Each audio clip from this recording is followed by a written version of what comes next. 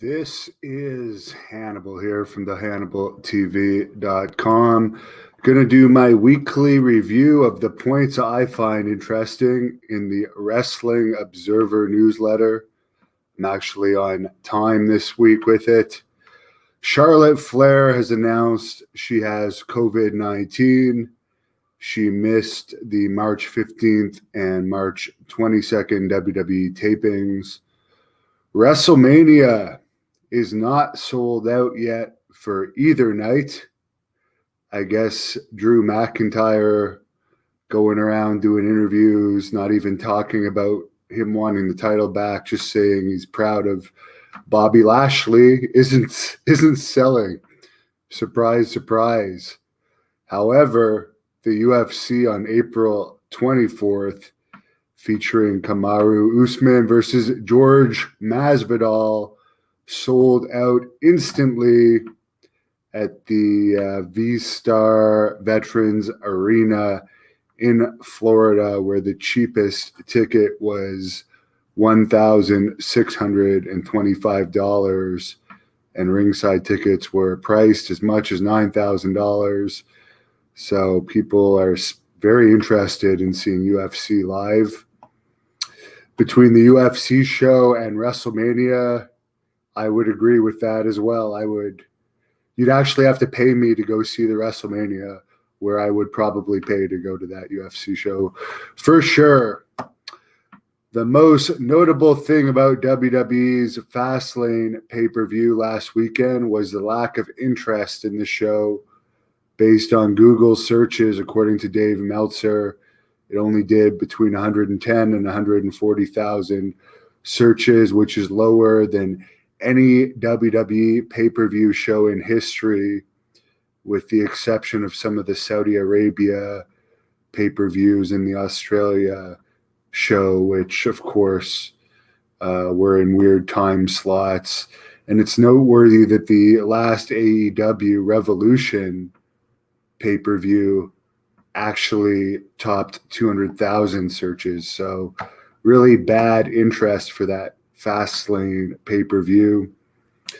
Now that people are expecting NXT to move from Wednesday to Tuesday nights, Impact Wrestling has announced that their Impact TV show is moving to Thursday nights on Access TV. It got a 0.04 this week, by the way. Kenny Omega not really moving numbers on that show for how great everyone says he is. Barry Orton, the uncle of Randy Orton, brother of Bob Orton, who I've done an interview with on this channel, passed away March 19th at the age of 62. There's no details on the cause of his death, although Dave Meltzer notes that he's been battling drug and drinking issues for decades. He's best remembered for his runs in WWE from 85 to 87 and 1990 to 91. I do remember him on one of those WWE tapes that you could buy. He appeared on an episode of Tuesday Night Titans. He was famous for telling a story from the Amarillo territory where he alleged Pat Patterson and Terry Garvin were touching him inappropriately and teasing him, and it was sexual, and it ended up getting to the point where his pants got torn and he left the car, but he later told or said on the record that he didn't feel threatened or anything, just uncomfortable because they were being so persistent with this type of behavior. Definitely awkward. Definitely awkward. Lots of stories like that about Pat Patterson over the years that people have reported. Manuel Andrade, who's 31, got released March 21st, 6 days after he requested his release. He's best known for being the boyfriend of Charlotte Flair. I don't know much about him other than he's not a very big guy. Hulk Hogan and Titus O'Neil are going to be the co-hosts of WrestleMania this year. Meltzer says O'Neill was no doubt put in the position of co-host to counter any backlash from using Hulk Hogan in the spot as one of the hosts. Titus O'Neill, definitely a lot less star power than Hulk Hogan, but Hulk Hogan's star power in 2021, probably not huge anymore, as we can see by WrestleMania not selling out either night. And especially with the reduced capacity that they're selling tickets for WrestleMania. Also announced for the WWE Hall of Fame this year is Rob Van Dam, who I did an interview with earlier this year, Kane and the Great Khali, the Sheik, the original Sheik's son, Edward George Farhat Jr., he passed away on March the 22nd. He'd been battling a lot of issues and was on dialysis. NXT did a 0.1 W, did a 0.32, more than double what NXT did. NXT just gets brutal ratings.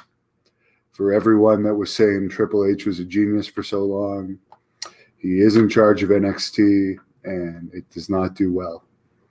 Young Rock did a 0.62. Impact, as I previously mentioned, did a 0.04. Raw did a 0.53. SmackDown did a 0.57. There was a Lingerie Fighting Championship Booty Camp 2 show over the weekend that Selena De La Renta from SWE Fury won the main event of versus Rob Van Dam's girlfriend, Katie Forbes, to become the Booty Camp champion. And of course, Selena De La Renta manages the Blood Hunter, who became the SWE Fury Texas champion last Saturday night in Canton, Texas. The next SWE Fury event, by the way, is April 24th in Irving, Texas, right near where the Dallas airport is. So if you live in the Dallas area, don't miss that one. Big Cass is also going to be on that event, who appeared on the Inside SWE Fury podcast with me and James Beard earlier this week. There's been talk of Tessa Blanchard's husband, Daga, coming to AEW. Meltzer pointed out that AEW's YouTube numbers were down this week. And for their TV taping this week, it was set up for 850 fans. They had about 700 paid in attendance. So that's pretty much the news for this week. I'll get into some of your comments. Joe likes my hat representing the World Series champion. Bill, where's Big Cass? Well, there is 2 interviews with him on this channel from this week. It was I did one with him, as well as Lacey Von Erich. They're both up there. Dash sending me love from